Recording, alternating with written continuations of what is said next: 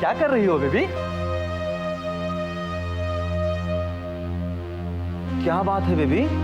इतना पारा क्यों चढ़ा हुआ है? मुझे परेशान मत करो लल्लू। बेबी मैं परेशान करने के लिए नहीं आया हूँ, एक खुशखबरी देने आया हूँ बेबी। वो फाइनेंसर जिससे तुमने लोन लिया था वो दिवालिया हो गया है। क्या? शर्मा दिवालिया हो गया? हाँ बेबी, है ना खुशखबरी? तो इसमें खुश होने की कौन सी बात है? वो लोन की किस्तें मैं थोड़ी ना भर रही थी, वो तो शारदा भर रही थी। भले ही किस्तें शारदा भर रही थी बेबी, लेकिन तुम उसका एहसान तो ले रही थी। अब वो एहसान भी तुम्हें लेना नहीं पड़ेगा। तुम्हें कैसे पता चला? 15 तारीख के अखबार में छपा है बेबी। और जब मैं नए मकान की साइट पर गया था तो एक जानकार मिल गया था, उसने भी बताया। तुम साइट पर क्या कर रहे थे? मकान देखने के लिए गया था बेबी, और वहां काम शुरू हो चुका है। अब निशानदेही भी हो चुकी है बेबी। वहां काम करते हुए मजदूरों को देखकर ऐसा लग रहा था कि शारदा मकान नहीं हवेली बनाने जा रही है बेबी, हवेली। बेबी तुम्हारी तो चांदी हो गई। बैठे बिठाए तुम्हें और जमाई राजा को हवेली का हिस्सा मिल गया। बेवकूफ, शारदा को इतनी भोली मत समझो। उस हवेली में मेरा और श्याम का कोई हिस्सा नहीं है। शारदा हमारे लिए कुछ नहीं कर रही है। बेबी ऐसा कैसे हो सकता है? रघु अपना हिस्सा बनाने से पहले जमाई राजा का हिस्सा बनाएगा। तुम्हारी गलतफहमी है लल्लू। वो रघु और शारदा दोनों मुझे या श्याम को कभी भी उस घर में नहीं आने देंगे। उन्होंने हमारा हिस्सा मतलब श्याम का हिस्सा बनाया ही नहीं है। तुम्हें कैसे पता बेबी? मैंने उन दोनों को बात करते हुए सुन लिया था। क्या जमाई राजा को इस बात का पता है? मुझे नहीं लगता मालूम होगा। तो बन गई बात। मतलब? बेबी अगर जमाई राजा को यह बात मालूम नहीं है तो इस बात के जरिए तुम जमाई राजा के दिल में उसके प्यारे दोस्त के खिलाफ नफरत का बीज बो सकती हो बेबी। अगर हवा पानी ठीक ठाक मिल गया तो ये नफरत का पौधा फलेगा भी और फूलेगा भी, और तुम उस नफरत के पेड़ के साए में बैठकर चैन से बंसी बजाना।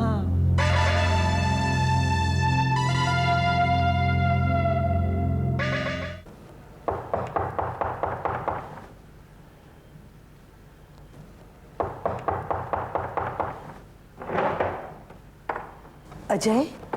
नमस्ते माँ जी। नमस्ते बेटा। माफ़ कीजिए, मुझे दीपा को हॉस्पिटल में छोड़कर आना पड़ा। लेकिन आप चिंता मत कीजिए, दीपा हॉस्पिटल में अकेली नहीं है। कौन है उसके पास? एक नर्स की ड्यूटी लगा कर आया हूँ। Who will just take care of Deepa माँ जी, आप चिंता मत कीजिए। अच्छा, आओ बेटा, आओ अंदर आओ। आओ बेटा, बैठो ना।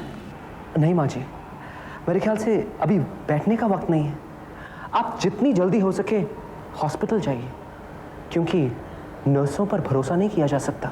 हाँ, तो फिर मैं अभी जाती हूँ। माँ जी, आई एम रियली सॉरी। अगर ऑफिस से इमरजेंसी कॉल ना आई होती तो मैं दीपा को इस हालत में छोड़कर कभी नहीं आता। कोई बात नहीं बेटा, वो काम भी तो तुम्हें ही करना है। ऐसी बात नहीं है माँ जी, इस वक्त दीपा की देखभाल से जरूरी और कोई काम नहीं है मुझे। पर मैं क्या करूं? मैं किसी को तकलीफ नहीं पहुंचा सकता, और ना मैं चाहता हूं कि मेरी वजह से कोई काम रुके। इसलिए ना चाहते हुए भी मुझे ऑफिस जाना पड़ रहा है माँ जी। ठीक है बेटा, वो भी तो जरूरी है। तो मैं चलूं माँ जी? नमस्ते माँ जी। अगर आप चाहें तो मैं आपको हॉस्पिटल छोड़ दूं? नहीं बेटा, तुम क्यों तकलीफ करोगे? पहले ही दीपा के लिए तुम इतनी परेशानी उठा रहे हो। मेरी समझ में नहीं आता, जो कुछ भी तुम उसके लिए कर रहे हो उसके लिए मैं तुम्हारा शुक्रिया कैसे अदा करूं? शुक्रिया? शुक्रिया कहकर मुझे पराया क्यों बना रही है माँ जी? मैं तो आपका अपना हूं, कोई पराया नहीं जो आप इस तरह के शब्द इस्तेमाल कर रही हैं। माँ जी, मेरे साथ ऐसी फॉर्मेलिटी मत कीजिए। I'll really feel bad। मैं फॉर्मेलिटी नहीं कर रही हूं बेटा, मैं सच कह रही हूँ। जितनी तुमने दीपा की मदद की है, जितना उसके लिए सहा है, उतना शायद मेरा अपना बेटा होता तो भी नहीं सह पाता। मैं भी तो आपका ही बेटा हूं ना माँ जी। और रही बात दीपा की, वो मेरे लिए पराई नहीं है, मेरी होने वाली पत्नी है माँ जी। कल को उससे मेरी शादी होनी है माँ जी। भगवान ना करे अगर यही हादसा शादी के बाद हुआ होता, तब भी मुझे उसकी देखभाल तो करनी पड़ती ना माँ जी। मैं ठीक कह रहा हूं ना माँ जी? आप अचानक चुप क्यों हो गई? क्या मैंने कोई गलत बात कर दी? बताइए माँ जी। मेरे से कोई बात गलत हो गई? नहीं बेटा, ऐसी कोई बात नहीं। माँ जी मैं चलूं? मुझे देर हो रही है। नमस्ते।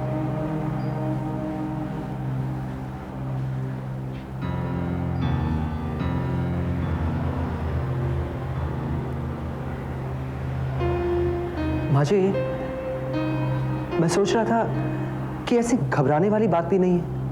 वहां नर्स तो है ही, और मैं भी बस आधे घंटे में काम खत्म करके हॉस्पिटल पहुंच जाऊंगा। अगर आप अभी गई तो आपको दोबारा खाना लेने आना पड़ेगा, आपको तकलीफ होगी। तो आप ऐसा कीजिए, खाना लेकर ही हॉस्पिटल आ जाइए। ठीक है माँ जी? नमस्ते।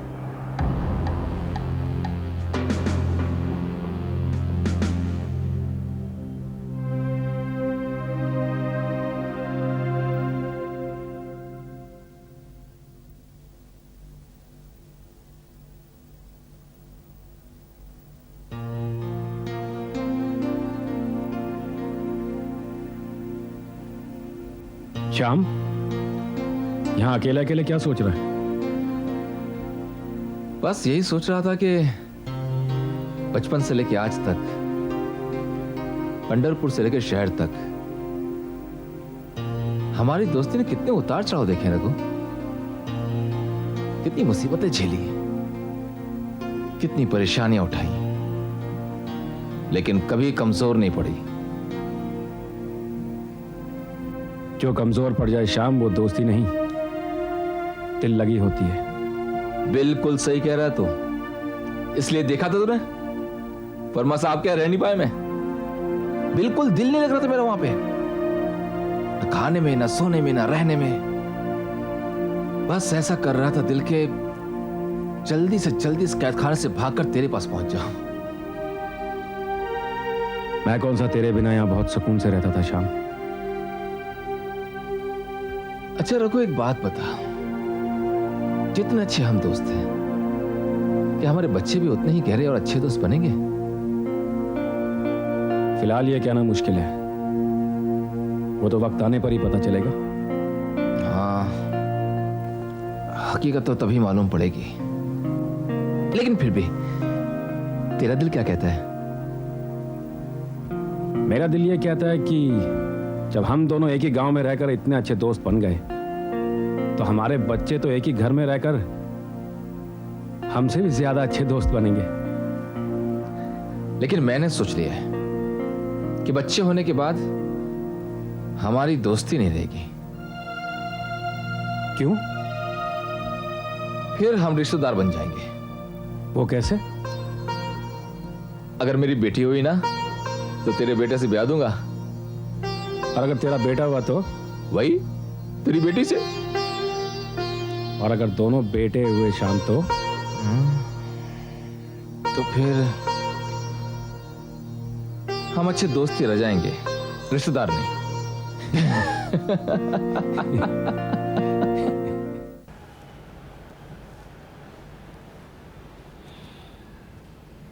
खाना बनाने की तैयारी हो रही है? हाँ शारदा, मैंने सोचा जल्दी जल्दी खाना निपटा लूँ, हॉस्पिटल जो जाना है। अरे हाँ, मैं दीपा के बारे में ही पूछने आई थी। अब कैसी है वो? पहले से बेहतर है, उसे होश आ गया है। अच्छा, ये तो बहुत ही अच्छी खबर है। होश आने से क्या फायदा शारदा? ना वो ठीक से खाना खाती है, ना वो ठीक से बोल सकती है, बस एक टक देखती रहती है। आप सवेरे हॉस्पिटल गई थी क्या? नहीं, अजय आया था, उसी ने बताया। शारदा, मैं तुमसे कुछ बात करना चाहती थी। अच्छा हुआ तुम खुद ही यहाँ आ गई। बोलिए, क्या बात है? बात अजय की है। आज वो मुझे कुछ अजीब से परेशानी में डाल गया। कैसी परेशानी? आज जब मैंने उससे बातों बातों में उसकी मदद के लिए शुक्रिया अदा किया तो वो कुछ और ही बात कर रहा था। कौन सी बात? कह रहा था कि माँ जी, मैं आप पर कोई एहसान नहीं कर रहा हूँ। मैंने जो कुछ भी किया है अपनी होने वाली पत्नी के लिए किया है। अच्छा, तो वो दीपा की देखभाल इसीलिए कर रहा था? हाँ, ये बात पहले भी मेरे दिमाग में आई थी। तभी मैं आपसे कह रही थी माया जी कि अजय को फोन करने से पहले आप एक बार सोच लीजिए। शारदा, मैं उसे फोन ना भी करती तब भी उसे आना ही था, उसे पता लगना ही था। वैसे आने में और इस तरह से बुलाए जाने में बहुत फर्क होता है माया जी। अब तो गलती हो गई, उसे कैसे सुधारूं? उसे कैसे बताऊं कि दीपा उसे शादी नहीं करना चाहती? ये जो भी हुआ है मेरी जोर जबरदस्ती की वजह से ही हुआ है। अब अगर दीपा के मन की बात मैं उसे बताती हूँ तो वो यही सोचेगा ना कि मैं उसे इस्तेमाल कर रही थी। जब मुझे उसकी जरूरत थी तब मैंने उसे बुला लिया, और आज मुझे उसकी जरूरत नहीं है तो मैं उसे टाल रही हूँ। और अगर उसे मैं नहीं बताती हूँ तो वो यही समझेगा कि मैं उसकी शादी दीपा से करने के लिए तैयार हूँ।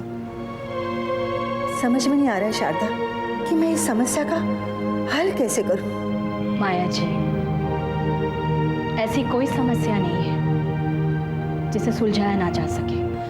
जब हम परेशान होते हैं तो हर समस्या हमें बड़ी लगती है, लेकिन अगर ठंडे दिमाग से सोचा जाए तो हर समस्या का हल निकल सकता है।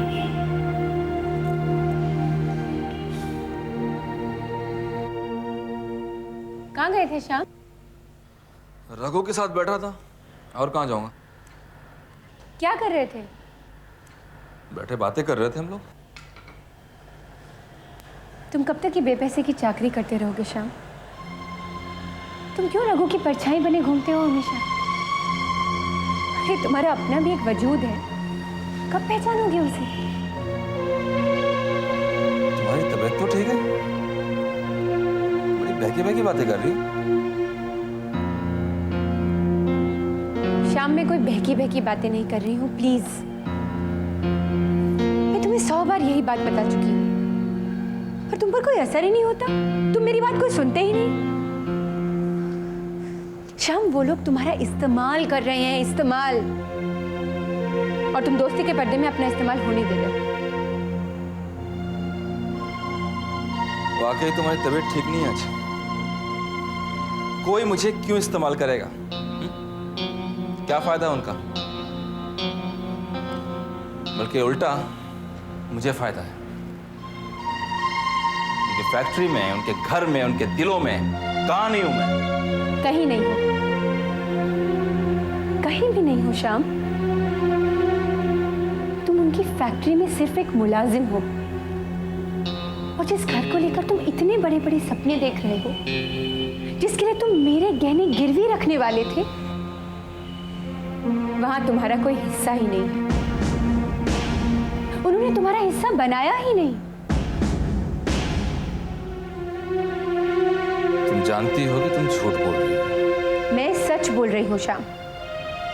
मैंने खुद शारदा और रघु को ये बातें करते हुए सुना है। वो लोग ये घर सिर्फ अपने और अपने लिए ही बना रहे हैं श्याम। क्यों करती हो ऐसा तुम? क्यों बहका रही हो मुझे? मैंने वो नक्शा अपनी आंखों से देखा रत्ना। जैसा मकान रघु का है ना, ठीक वैसा मकान मेरा भी है। और एक बात और बता दूं मैं तुम्हें, रघु मेरे बगैर रह ही नहीं सकता है। श्याम, तुम्हें याद है यही बात तुमने कोयना के लिए भी कही थी। मेरी बच्ची, मेरी गुड़िया, वो मेरे बिना नहीं रह सकती। क्या हुआ? जब से वो बच्ची हॉस्टल गई है, उसने तुम में से किसी का नाम तक नहीं लिया है। ऐसे ही एक दिन रघु भी तुम्हें छोड़कर चला जाएगा। वो अपने मकान में शिफ्ट हो जाएगा श्याम, और तुम फटी आंखों से ये नजारा देखते रह जाओगे। बस।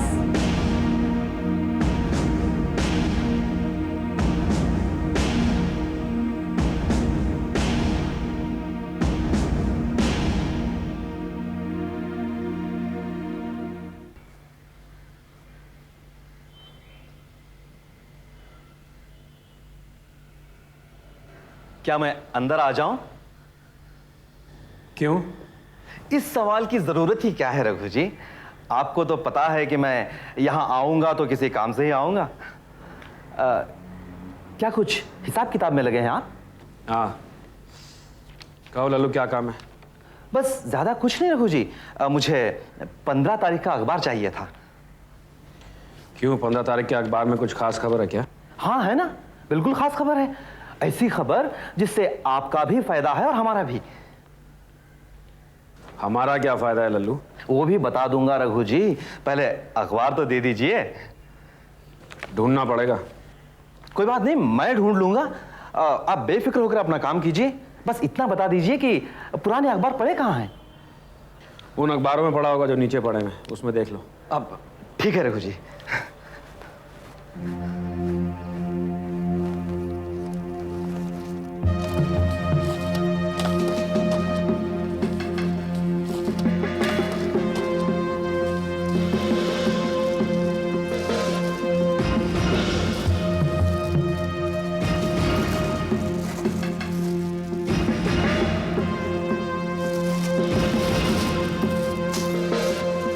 क्या?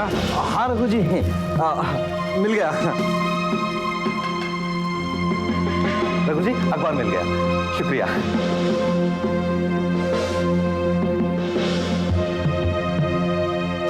बेबी, बेबी, क्या है? बेबी देखो क्या लाया हूं। देखो बेबी, देखो तो सही। क्या है ये? संजीवनी बूटी, जिससे जमाई राजा की मूर्छित चेतना जाग उठेगी। अरे तुम सीधी सीधी बात करो ना, क्या है ये? बेबी तुम कह रही थी ना, जमाई राजा ने तुम्हारी बात पर यकीन नहीं किया कि रघु और शारदा उन्हें मकान में हिस्सा नहीं दे रहे। इसे देखकर वो मान जाएंगे बेबी।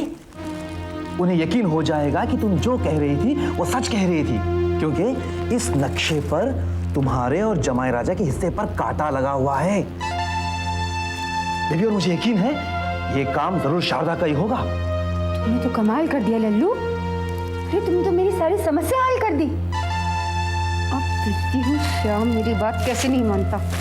हाँ बेबी, एक बार जमाई राजा ने तुम्हारी बात सुननी शुरू कर दी तो वो जिंदगी भर किसी और की नहीं सुनेगा। क्या हो रहा है भाई? श्याम, तुम्हारे लिए तोहफा आया है। तुम्हारे दोस्त रघु और तुम्हारी भाभी शारदा ने भेजा है। ध्यान से देखो। तुम्हारे हिस्से पर तुम्हारी भाभी ने अपने हस्ताक्षर कर रखे। देखो।